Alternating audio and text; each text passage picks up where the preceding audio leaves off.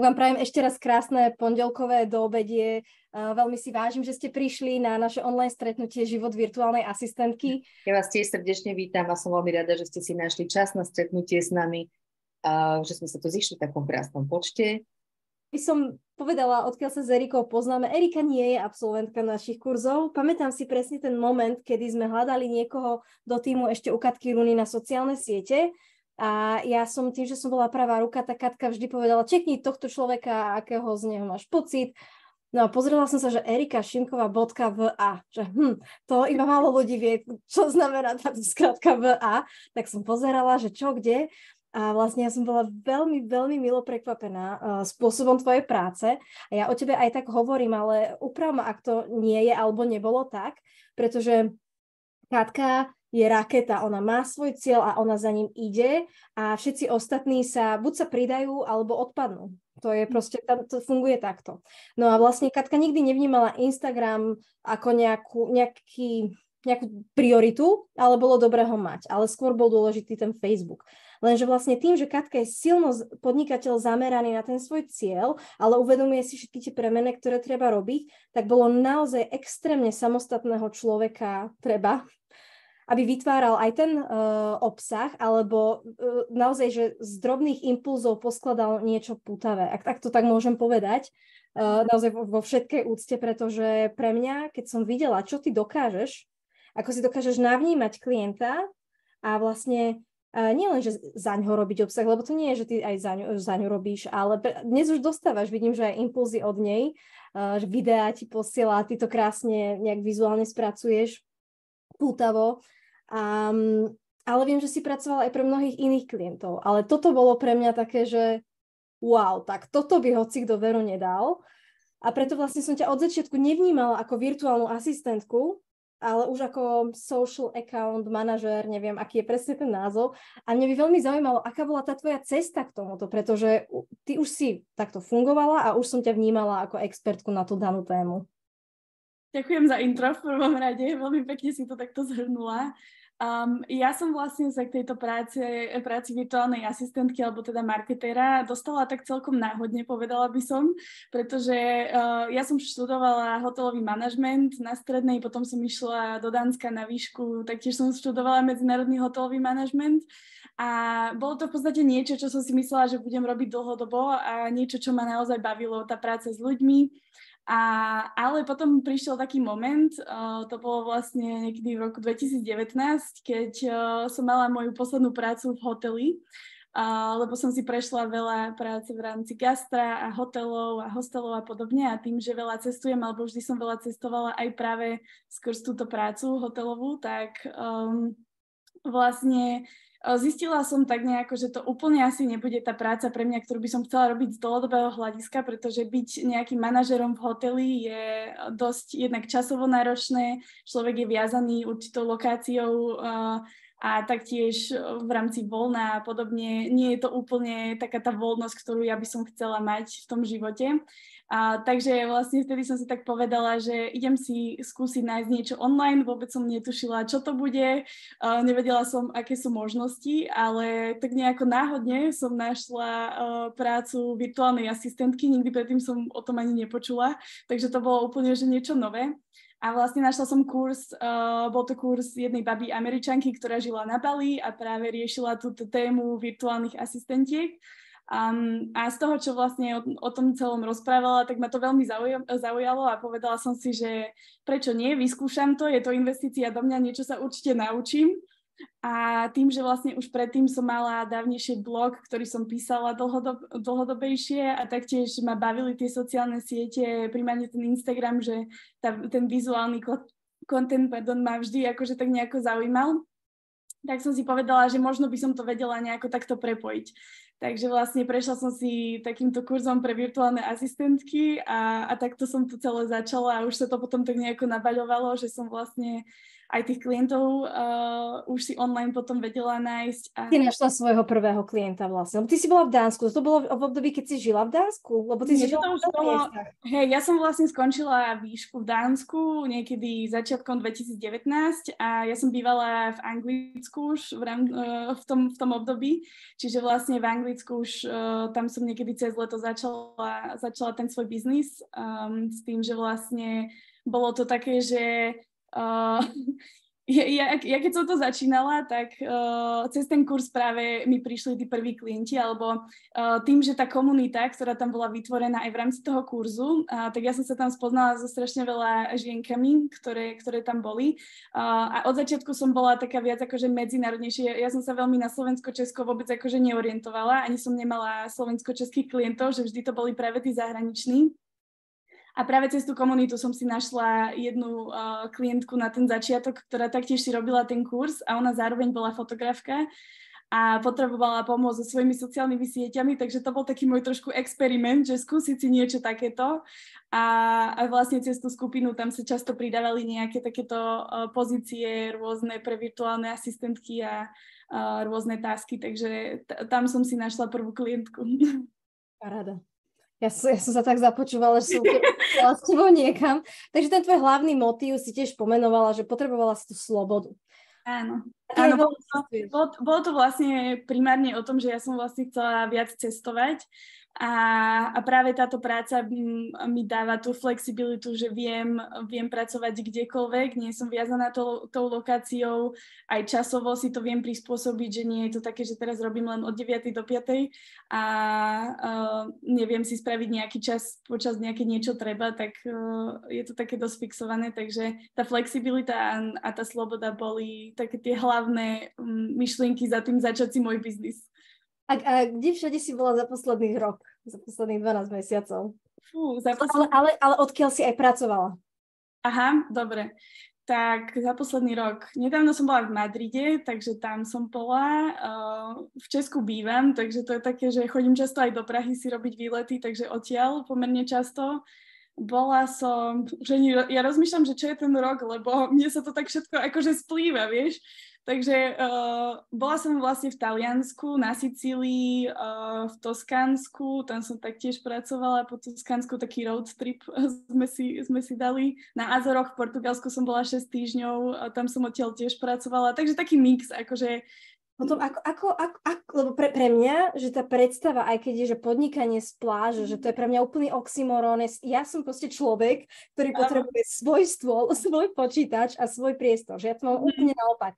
A ako to ty robíš, že si naozaj tak veľmi flexibilná, alebo sú veci, ktoré si predpripravíš a tam doklepávaš niektoré veci? Tak určite, keď viem, že niekam cestujem, tak si sa snažím predpripraviť určité veci, napríklad predplánovať si príspevky a podobne, takže to našťastie sa dá, takže to je fajn, ale potom veľa vecí robím akože za pochodu, že keď napríklad, ja neviem, som na letisku, tak na letisku vytiahnem počítač na hodinku a nejaké veci si tam porobím, alebo potom z kaviarní, keď už niekam prídem a podobne. Hlavne, čo je najdôležitejšie, je vedieť si zorganizovať ten čas, že nájsť si ten čas, lebo predsa len keď človek cestuje, tak je to občas také, že vlastne ťaha ťa to viac ako keby objavovať to miesto, kde si, hlavne keď je to také, že prvýkrát si na nejakom novom mieste, ale musí si to vedieť ako keby človek zorganizovať, že áno, nie je to pre každého, určite nie, ale ja už som sa naučila za tie roky si to tak akože zorganizovať, aby to fungovalo a tým, že mám priority, že OK, toto keď potrebuje byť spravené a mám nejaký deadline, tak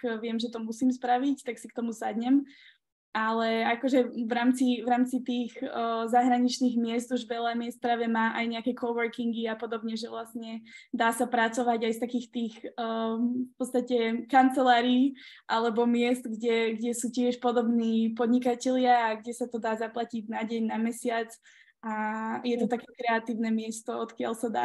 Musím ešte dodať, že aby zase sa nemyslelo, že len pracujem takto, tak ono zase necestujem, že každý jeden týždeň alebo každý mesiac, hej, čiže tiež je to také, že vlastne väčšinu času pracujem z domu, ale keď takto niekam idem z času na čas, čo sa snažím akože častejšie, aspoň niekoľkokrát do roka, tak tak je to tak fajn, že sa to dá sklbiť. A mne to práve vyhovuje taký ten mix, že mám aj prácu z domu, ale zároveň môžem pracovať aj z kaviarní, z hotelov, z kadetade. A zároveň spoznáš aj ľudí, lebo veľakrát, keď takto ľudia vytiahnu tie počítače a vieš sa s nimi nejako prepojiť, takže... Ty si začala s tým, že si vedela od začiatku, že sociálne siete sú to tvoje. Aké boli tie tvoje prvé tásky a ako kto sa vidíš dnes? Lebo virtuálna asistentka nie si. Ja som akože, povedala by som, že som začínala v podstate ako virtuálna asistentka tým, že som robila viac, alebo teda vyskúšala som si viac vecí, že síce bolo to také, že vedela som, že sa chcem možno viac sústrediť na ten nejaký instagramový manažment a písanie článkov a blogov, ale robila som ako aj iné veci, robila som rôzne nejaké len organizácie a dokumentov na disku, robila som nejaké preklady, robila som loga pre zo pár ľudí, práve také tie virtuálne asistentky, ktoré sme mali v tej skupine. Tiež som si akože naháňala také tie referencie, aby som si aj vyskúšala, že čo ma vlastne baví a čomu sa chcem viac venovať. A tak ako ten marketing bol taký, že zostalo to pri mne, aj to písanie kreatívne, že jednak na tie sociálne siete, ale zároveň aj písala som blogy a články pre rôznych ľudí, rôzne platformy, takže to ma veľmi bavilo. A v rámci marketingu tak primárne to bol Instagram, ktorému som sa venovala, čiže manažment Instagramu, čiže plánovanie príspevkov, a potom už vlastne vytváranie nejakých stratégií, engagement, čiže vlastne komunikácia s tými ľuďmi a takáto pomoc pre tých mojich klientov, lebo veľa z nich práve nemalo úplne čas na tie sociálne siete, alebo nevedelo možno, ako najlepšie to využiť, ten potenciál tých sociálnych sietí. Prepáčte, ti skočím do reči, lebo toto je niečo, na čo sa ťa chcem opýtať, pretože tuto opäť vidím rozdielnosť medzi nami, ano? Že áno, ty si začínala proste nejak a dnes si už špecialista v tej svojej téme. Mne sa často deje, že keď niekomu externe pomáham, či už s online kampaňami alebo so sociálnymi sieťami, tak sa ma začnú pýtať, že ako. A ja im aj možno poviem, ale vždy poviem, že ja nie som špecialista a ja vám nechcem hovoriť ako. Ale ty si dnes ten človek, ktorý poskytuje aj také služby, že pomôže nastaviť stratégiu. Dobre ťa vnímam? Áno, hej. Áno, to je presne veľmi dobrý bod, čo si povedala, že vlastne ja to tiež tak vnímam, že v rámci tej virtuálnej asistencie, že keď robíš tie sociálne siete, tak sú to len určité tasky, alebo je tam podľa mňa obmedzený ten počet tých vecí, ktoré robíš. Že nie je to možno, že nastavuješ tie stratégie, že skôr pomáhaš takými nejakými klikačkami, možno plánuješ ten obsah, ale stále ten klient si možno píše tie príspevky alebo dáva si tieto veci dokopy, ale potom už vlastne, keď ten človek je ten špecialista, alebo teda keď sa tomu venuje naplno, tak vlastne tiež už vytváram tie stratégie a celé tie veci za tým, celý ten systém, aby to fungovalo, aby to bolo správne nastavené, aby to bolo v rámci tej značky tiež akože rovnaké všade, že máme nejakú stránku, máme nejaké farby, podobne, takže všetky tieto veci. Takže áno, ten špecialista už potom to vníma taký ten celok, že už to nie je len tie jednotlivé malé tasky, ale je to už o tom celku a celej tej značke. Takže teba sa dá najať si, že poď nám dať prosím ťa feedback, pomôže nám nastaviť stratégiu? Áno, to áno. Ja som vlastne začala práve už, ako sa dnes, už nepamätám si, kto to presne spomínal, ale viem, že sme sa bavili aj o tom, že práve tie veci, že keď chodia už potom na teba tie otázky, že ako to robíš a čo s tým ďalej, tak to je presne ten moment, kedy ja som si povedala, že OK, tak asi by som mohla začať robiť takéto stratégie, lebo ľudia sa ma vždy na to pýtali a práve ja som strašne veľa dávala rád online v rámci akože toho môjho napríklad Instagramu, kde som si tak postupne budovala tú moju značku a ľudia sa ma stále pýtali rôzne otázky ohľadom tých sociálnych sietí. A ja som si potom tak akože začala trošku aj v rámci tých konzultácií naberať klientov, že postupne aj táto časť toho biznisu začala, že vyrastlo to trošku viac. Si aj virtuálne asistentky, ktoré sa stanú špecialistkami na niečo a expertom, aby riešili cenotvorbu už inak, aj to promo tej svojej práce úplne inak, nejako VA. Že kde sa vidíš? Čo vnímaš seba ako človeka, ktorý bude stále cestovať a budeš ponorená do sociálnych sietí? Alebo ako to máš? Ja to mám tak, že vlastne v rámci tej sociálnej siete už síce robím asi 4 roky, vlastne odkedy som začala ten svoj biznes, už sú to 4 roky, čo vlastne keď poviem 4 roky, tak je to, že wow, že sama nechápem, že už to je tak dlho. Ale ja vlastne minulého roku, alebo teda viac menej minulého roku som začala sa viac pohrávať aj s nápadom začať trošku koučovať. Čiže to je tiež jeden taký zo smerov, ktorý som už trošku začala, ale teraz je taký pozastavený, ale chcela by som určite viac v rámci toho coachingu sa smerovať, pretože ten marketing ma baví a tá kreatíva ma baví aj v rámci toho písania. Ale môjim cieľom bolo vždy, alebo teda vždy som mala v sebe taký ten pocit, že chcem pomáhať ľuďom žiť taký ten lepší život a ukázať im to, že vlastne aj tým, že ja som sa vypracovala vlastne v rámci toho môjho biznisu, že sa to dá. Že vlastne je tam tá možnosť, ktorá nie je úplne len, že pracovať od 9. do 5. a mať ten fixný job, ale že je tam tá možnosť pracovať kdekoľvek chceš, byť nejakým aj digitálnym nomádom, a začať si ten svoj online biznis a vytvoriť si nejakú svoju značku a podobne. Lebo ja si pamätám, že keď som ja začínala, tak kebyže tiež mám nejaký takýto možno coaching, kto ma nasmeruje a ukáže mi celú tú cestu, že ako si to celé založiť a naozaj, síce mala som kurz, ktorý mi dal nejaké základy, ale ten coaching zase bol viac taký špecifický alebo je špecifickejší v rámci tých rôznych tém. Takže ten coaching, to by som určite chcela viac primárne ženám pomôcť takto, že začať si svoj biznis a v podstate naplniť si také tie svoje sny a ciele a že je to možné, lebo myslím si, že veľa ľudí ešte stále možno nevie o týchto možnostiach, tak ako som ja nevedela, keď som začínala.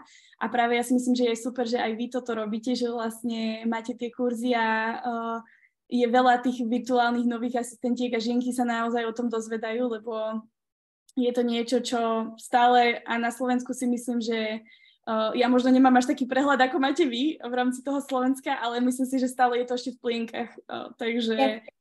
Ale práve toto je to, že ten cieľ poukázať na vás, aj na ženy, ktoré už sú niekde kúsok ďalej a vlastne ukázať aj tú perspektívu toho, čo viete, čo vy žijete, ako to robíte. Ale vlastne tam je toľko možných ciest, ktorými by ste sa mohli vydať aj ty. Akože úplne si viem predstaviť, ako si už vytváraš svoju flotilu, ako učíš to vlastne tie svoje newbies. Vzdelávaš sa? Venuješ svoj čas ešte niečomu ďalšiemu?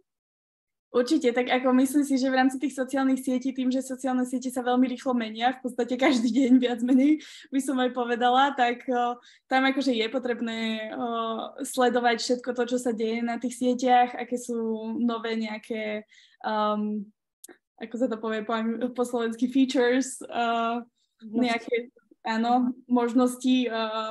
Takže určite áno, aj sledujem rôznych marketérov, čiže v rámci tohto a taktiež za tie roky, aj čo pracujem, tak robila som aj rôzne coachingy v rámci toho, že ja som mala business coacha a snažila som sa v rámci toho aj môjho biznisu, ale aj marketingu v podstate zlepšiť a zlepšiť aj tie systémy a všetko, ako to funguje. Takže určite je potrebné sa vzdelávať, lebo vždy si myslím, že človek, ak sa zasekne na nejakom jednom mieste a stále robí tie veci rovnako, tak to, čo fungovalo pred rokom, tak teraz už nefunguje, alebo určite nefunguje tak, ako fungovalo predtým. Takže si myslím, že je veľmi potrebné sa takto posúvať ďalej a vzdelávať sa. Aj keď niekto začína ako virtuálna asistentka, myslím si, že je super, že si možno aj spísať nejaké veci, ktoré ťa bavia, že kde cítiš, že je nejaká tvoja zóna génia, lebo práve to si myslím, že veľmi pomáha potom sa viac ako keby špecializovať, lebo je síce fajn si určite vyskúšať možno viac vecí, že čo ťa bude baviť, ale určite už